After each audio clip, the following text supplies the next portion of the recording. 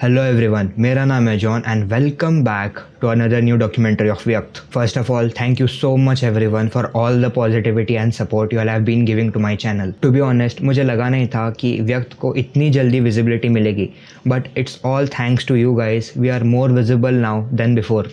Thank you once again. अब हम चलते हैं आज के केस की तरफ। हम सब के लिए हमारा बचपन बहुत ही ज़्यादा स्पेशल होता है और उसे स्पेशल बनाने में सबसे बड़ा रोल प्ले करता है हमारे चाइल्डहुड की मेमोरीज। जब भी हम हमारे बचपन को याद करते हैं, the things we did when we were little, वो यादें हमारे चेहरे पर एक मुस्कान ले आती है। हम उन मोमेंट्स को याद करके खुशी से हंस पड़ते हैं। We feel nostalgic. बट क्या हो जिस एज में हम वायलेंस के बारे में सोचने के लिए भी कैपेबल ना हो, उस एज में कोई सीरियल किलर बन जाए। How disturbing would that be. इस बच्चे ने at the age of 7 committed his first murder. और ये यही नहीं रुका, आगे चल के ही became the world's youngest serial killer. ये केस खुद में ही काफ़ी डिस्टर्बिंग है, बट जिन लोगों को इसने मारा, knowing that is even more disturbing. अब स्टार्ट करते हैं एंड प्रॉपरली समझते हैं इस केस को।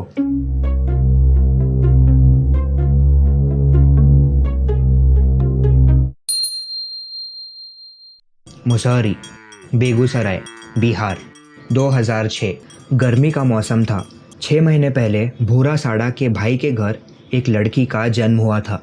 गर्मी के चलते बच्चे की मां ने बेबी को दूध पिलाकर पालकी में सुला दिया। मुशहरी को one of the poorest and backward villages in India कहना गलत नहीं होगा। जो लोग इस गांव में रहते थे मोस्टली सारे लेबरर्स ही थे, जो छोटे मोटे काम करके उनसे जो पैसे मिलते थे उन्हीं से अपना गुजारा करते थे और ये फाइनेंशियली बहुत ही गरीब थे। फॉर एग्जाम्पल, अगर एक दिन ये काम पे नहीं जाते या कभी एक दिन की छुट्टी ले लेते तो उस दिन उन्हें भूखा ही सोना पड़ता था। इसी के चलते वो बच्चे को सुलाकर अपने काम पे निकल जाती है और थोड़ी देर बाद जब वो काम पूरा करके घर आती है और अपने बच्चे को पालकी में देखती है, बच्चा वहाँ पे नहीं था। वो देख के उसकी सांसें फूलने लगी और वो घर में इधर उधर बच्चे को ढूंढने लगती है। जब बेबी घर में नहीं मिला, बच्चे की माँ ने अपने पति और उनके नेबर्स, इनफैक्ट पूरे गांव वालों के साथ बच्चे को ढूंढना शुरू किया। बेबी बस 6 महीने की थी, ऐसे में वो खुद तो चल नहीं सकती थी। लॉजिकल आंसर वॉज उसे किसी ने उठाया हो, पर even after searching the entire village बच्ची नहीं मिली। And what made it worse was किसी ने भी बच्ची को ले जाते वक्त नहीं देखा था। ऐसे सिचुएशन में कोई भी पेरेंट पहले पुलिस के पास भागते हुए जाते और सिचुएशन को रिपोर्ट करते, पर यहाँ ऐसा नहीं हुआ था। The parents didn't report it to the police. इसका reason as per news articles कहा जाता है जो साड़ा फैमिली के ग्रैंडफादर थे, जो कि फैमिली हेड भी थे, वो नहीं चाहते थे कि उनके परिवार का नाम समाज में खराब हो। 2 महीने बाद टाइम के साथ बेबी के पेरेंट्स बेबी के बिना जीना सीख ही रहे थे कि और एक भयानक हादसा हो गया। भूरा साड़ा, जो कि गायब हुए बच्ची के फादर के भाई थे, उनकी 8 मंथ्स की बच्ची जब वो सो रहे थे तब वो गायब हो गई। But just as the previous incident, इस इंसिडेंट को भी साड़ा फैमिली ने पुलिस को रिपोर्ट नहीं किया। साड़ा फैमिली ने पूरे गांव वालों के साथ अपनी बच्ची को ढूंढा, but just like before, like the first case, ना तो बच्ची मिली और ना ही कोई क्लू। गांव वाले भी काफ़ी कंफ्यूज थे कि साड़ा फैमिली के बच्चों को कौन ही किडनैप करना चाहेगा। देखो, किसी भी किडनैपिंग के लिए 2 मोटिव्स हो सकते हैं। First reason could have been for money and second one could have been for revenge.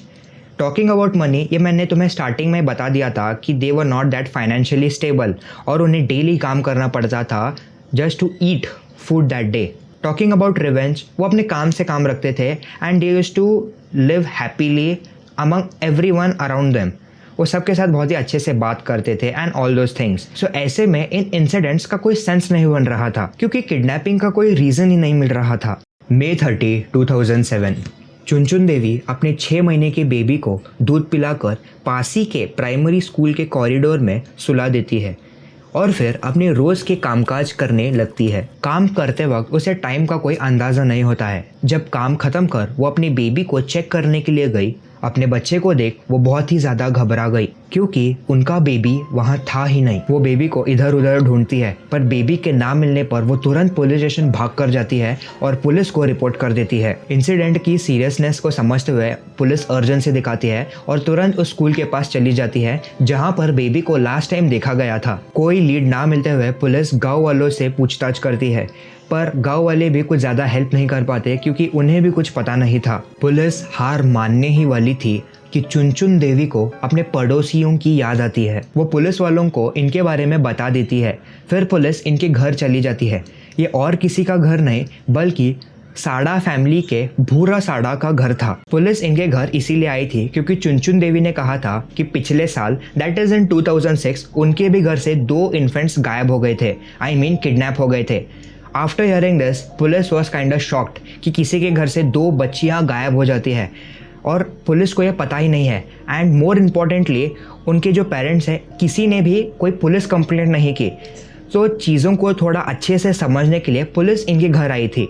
पहले तो भूरा और उसकी पत्नी कुछ बताने के लिए तैयार नहीं थे, पर जैसे ही पुलिस ने थोड़ा दबाव डाला, भूरा ने कहा शायद उनके बेटे अमरजीत को पता हो कि उनकी लड़की कहाँ है। पुलिस फिर अमरजीत के पास गई जो कि उसी घर में भी रहता था। पुलिस जाके उसे पूछताछ करती है पर अमर शांत सा बस बैठा हुआ था without uttering a single word. Police के बार बार पूछने पर भी अमर कुछ जवाब नहीं दे रहा था। He was just sitting there silently. फिर उनमें से ही एक पुलिस ऑफिसर कहता है तुम्हें चॉकलेट चाहिए क्या? ऑन दैट अमर अपना मुंह खोलता है और बोलता है उन्हें जो चाहिए वो उन्हें बता देगा, बदले में उसे 2 बिस्किट्स के पैकेट चाहिए। पुलिस उसे बिस्किट्स के पैकेट्स लाके देती है। वो फिर उन बिस्किट्स को खाते खाते पुलिस को कहता है उसे फॉलो करे। पुलिस को लगता है कि अमर उन्हें किसी किडनैपर या किसी लीड की तरफ ले जा रहा है, but what they found out was something unexpected. Police को वहाँ खुशबू की लाइफलेस बॉडी मिली। खुशबू का सर बुरी तरह से डैमेज हो चुका था, लाइक किसी हैवी ऑब्जेक्ट से रिपीटेडली उसके फेस पे वार किया हो। पुलिस ने अमर को कहा क्या तुमने किलर को देखा है? क्या तुम उसे पहचान लोगे? पुलिस उसे क्वेश्चन पे क्वेश्चन पूछी जा रही थी, पर जब अमर ने अपना मुंह खोला उसे सुनकर everyone was shocked.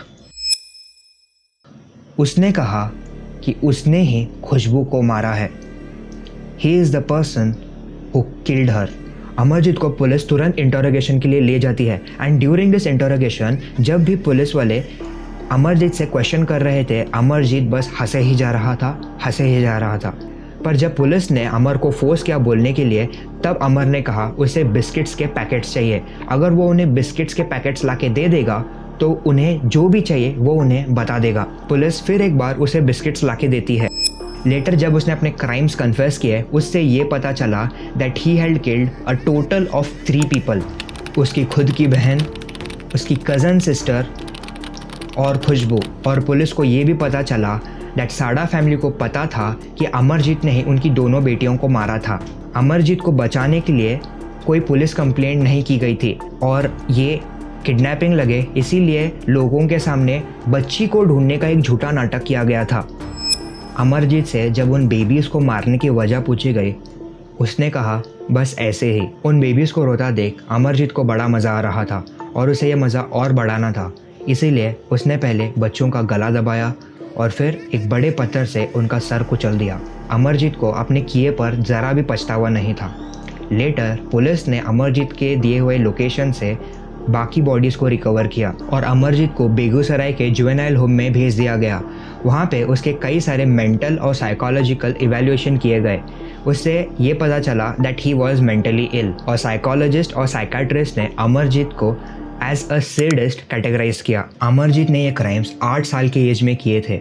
So juvenile justice act 2000 के अकॉर्डिंग अगर कोई बच्चा 18 साल से छोटा हो तो उसे किसी भी क्राइम के लिए एडल्ट की तरह पनिश नहीं किया जा सकता। सो अमरजीत जेल तो नहीं गया but he remained in the juvenile house until he was 18। According to the reports उसे जेल में मल्टीपल काउंसलिंग सेशंस दिए गए थे। अमरजीत जुवेनाइल होम में 18 साल की एज तक था। 2016 या 17 में उसको रिलीज़ कर दिया गया है। बाहर आने के बाद उसके साथ क्या हुआ इसके ऊपर कोई इन्फॉर्मेशन अवेलेबल नहीं है, but according to some unverified reports जो क्लेम करती हैं कि बाहर आने के बाद शायद उसने अपनी आइडेंटिटी बदल ली होगी। और आज 2025 में अमरजीत साड़ा लगभग 27 ईयर्स का हो चुका है और इंडिपेंडेंटली बाहर घूम रहा है। विद दैट आज का केस यही खत्म होता है। अगर तुम्हें वीडियो थोड़ा भी पसंद आया then do consider subscribing and share this with your loved ones and your friends because this helps the channel grow. And do comment में कि तुम इस केस के ऊपर क्या सोचते हो बिकॉज आई एम क्यूरियस तुम्हारे थॉट्स जानने के लिए। With that I will see you at the next one. Till then के लिए stay safe, stay alert, bye bye.